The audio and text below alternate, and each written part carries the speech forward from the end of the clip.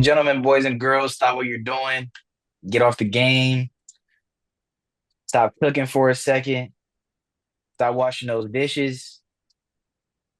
Pause your laundry. Because over here is just hoops.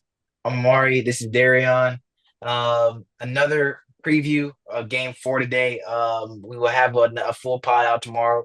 But we wanted to get this out before the game instead of dropping a full pod and recording it before the game is going on. And then obviously, we out of the loop and y'all already done seen the prediction, the results of game four. So here we are, game four preview. How you feeling, bro? I'm feeling good. This game, really a must win for both teams, Yeah, facts. which is weird to say with the Pacers being up 2-1, but both teams got to get a dub here. Pacers undefeated this postseason and game fours. OKC hasn't lost back to back once this season.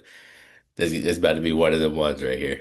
Yeah, bro. It's you're gonna see the desperation from OKC because obviously you don't want to go down that dreaded 3-1. Yeah. That's the number everybody want to avoid. But you also with the Pacers though, you really want to secure this win because you go 2-2, they go back to OKC. I don't know, it's tough to win another one at OKC. Then they go up 3-2.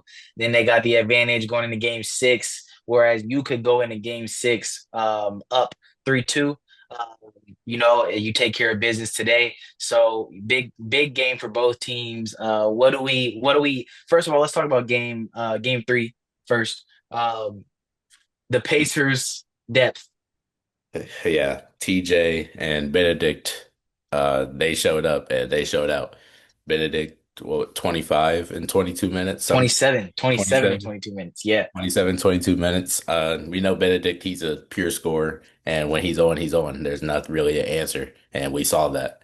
And then TJ, he said it. He just wanted to bring the energy. He felt energy was low. So he went out there and did what TJ does, caused three inbound steals, just flipped the narrative, flipped the script for the Pacers. And you got to love him. Yeah, That guy, he's a guy that you just love to have on your team, bro. yeah, Like the energy that he brings on both sides of the floor. Like a lot of times on offense, he's just running around causing chaos with the ball, and then he gets to a little spot and that little inside the free throw line, mid range butter every time. every time. Yeah, bro. But yeah, his impact this game was huge. And then again, Benedict, we talked about last time how the Pacers needed someone to step up in scoring. And again, with the Pacers, it could be anybody. We weren't just talking about Halliburton or Siakam. It could be anybody. And Benedict really stepped up big for them. A 27-point game. We said 25 plus. He got that. And then the supporting cast was there. I think Siakam had like 16, maybe. Halliburton had what, 22, I think. 22, yeah. So yeah, and then somebody else had 20 off the bench, right? Obi Toppin, maybe? Obi had a good game too. Obi had 20 as well, I think. So yeah, the Pacers, this is their recipe, man. You need one guy to really get buckets and really go out there 25 plus, and then the supporting cast do what the supporting cast do. Yeah, that game was just a phenomenal game. And I see once TJ got like two of those three inbound steals, I was like, okay, I see how, you know, they wanted more right now. OKC, they was looking a little shaky. They didn't look like they knew what they were really doing. And I think the Pacers do a good job of that. They get OKC into the spot of what do we do? Because they just play so fast and aggressive that they haven't seen a team like that all season.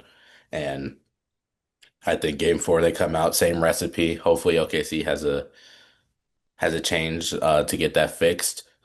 And another thing for OKC, which is weird for me to say, but they got to limit the turnovers. I like they were turning the ball over a lot, giving Pacers multiple opportunities to continue to get buckets and keep it within two, three, and then they were able to expand that lead fourth quarter. Yeah, yeah, those inbound steals are really devastating plays, bro. And the Pacers really won this game using the Thunder's recipe. They forced a lot of turnovers, got out fast in transition. The Thunder could not stop the Pacers on defense, which is crazy to say, the best defensive team in the league. Yeah, they gotta limit these dumb turnovers, these self calls turnovers. And then now TJ McConnell when he's in the game, he's coming. Take your time on the inbound. simple, like just relax. You know what I mean? Like you got to take your time now. You know that it's happening. Y'all are all pros. Just think a little bit. I know it's a long game, but y'all got to limit these devastating turnovers that are just morale crushing. Ooh.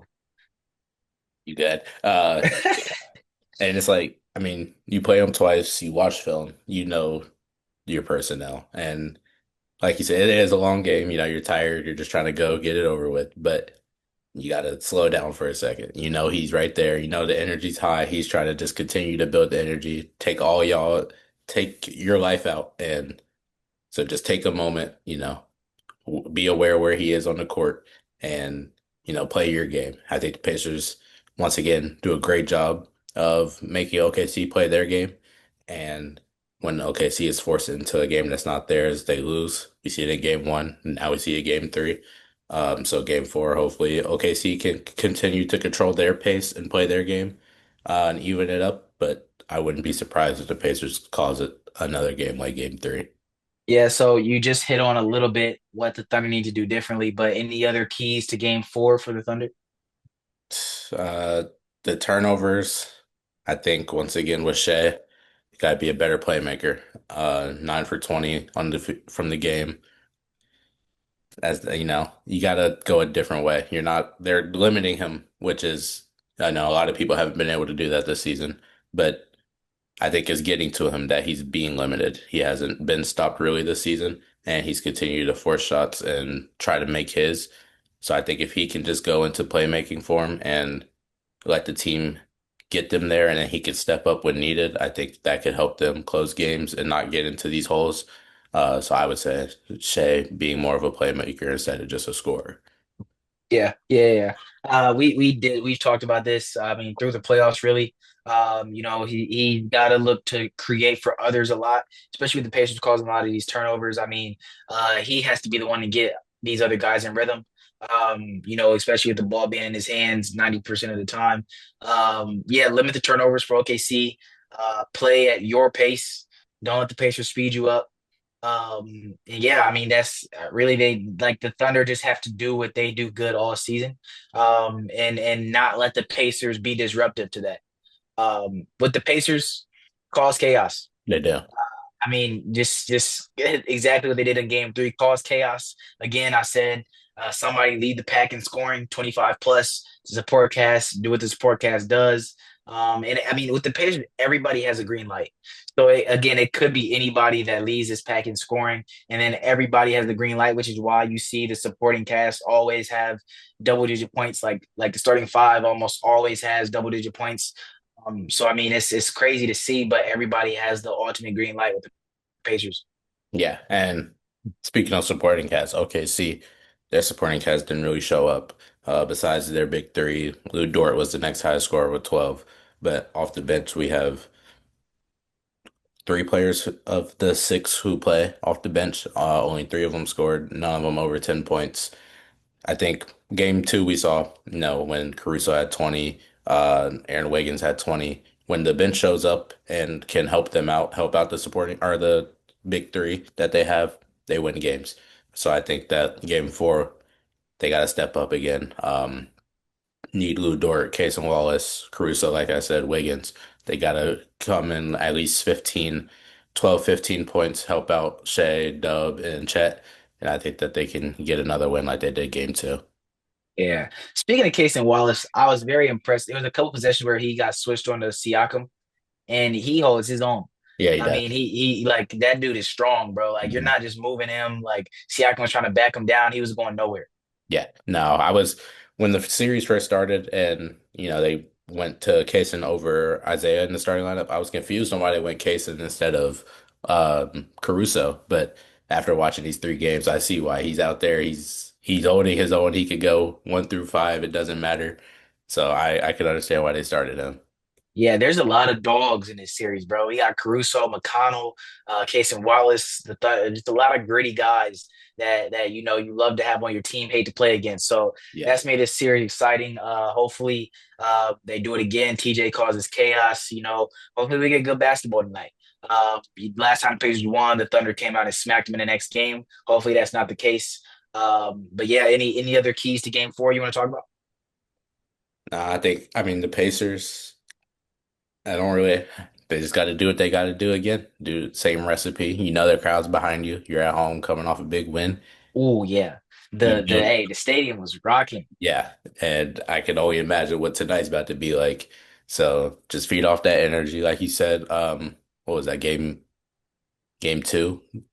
Or was it might have been on our Monday episode, but the Pacers feed off that energy. Hallie especially, he's a different player at home. So I think Yep, that 22, 9, and 11 this game. yeah. So I think feed off that energy again, take care of business, go up 3-1, and then, that pretty much secures it. You just gotta get one more after that. Yeah, yeah. Yeah, man. So yeah, big game tonight. We'll have a podcast tomorrow, regular scheduled episode. But yeah, I wanted to get this preview in for y'all. Leave a like, comment what y'all think. If y'all got any tips and tricks for the Thunder and the Pacers tonight. But yeah, other than that, we'll catch y'all next time. Peace. Peace.